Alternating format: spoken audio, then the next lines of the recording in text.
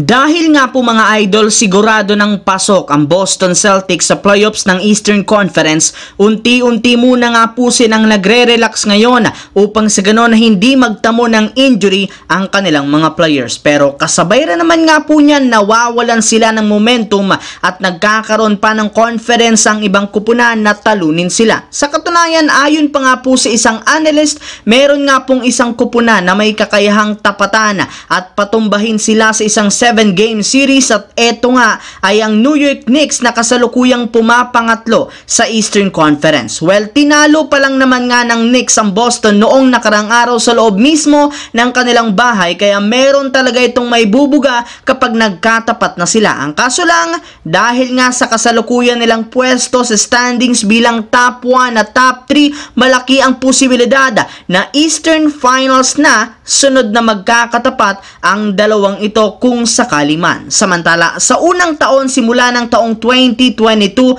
sa wakas tuluyan na rin naman nga pong makakabalik at makakapaglarong muli si Kyrie Irving sa playoffs matapos masigurado ng Dallas Mavericks ang 5th seed sa West, at kasabay nga po niya nakakuha rin naman ito ng $1 million na bonus sa Dallas matapos silang makakuha ng at least 50 wins. Kung inyo ngang matatandaan, huli nga pong nakapaglaro si Irving taong pang 2022 noong mawalis ang Brooklyn Nets kontra sa Boston Celtics sa first round ng East Playoffs. Kaya panahon na upang makabawi siya ngayong taon at maipamalas muli kung gaano kalakas ang Kyrie Irving playoff mode. Bali, mostly ng mga fans nakita ito noong naglalaro pa siya sa Cleveland at maging sa Brooklyn, kung saan kayang-kaya nitong magtala ng malaking puntos at paglaruan ang kalaban gamit ang kanyang handles, move at clutch shooting. Ngunit hindi pa rin naman natin alam kung epektibo ito sa harap ng super team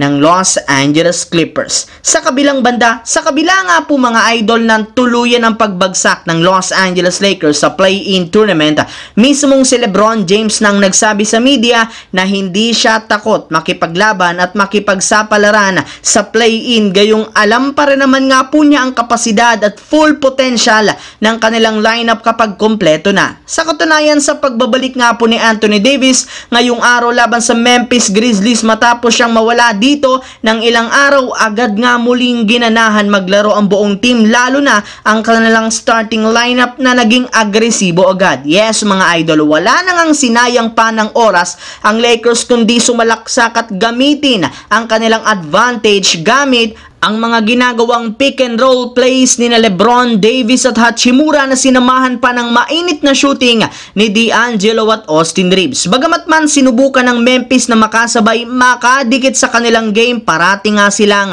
na-outplayed ng Lakers sa opensa at depensa na siyang rason bakit naging madali para sa Lakers na makuha ang panalo sa pagtatapos ng kanilang laro at maiangat sa 46 wins, 35 losses ang kanilang record sa West.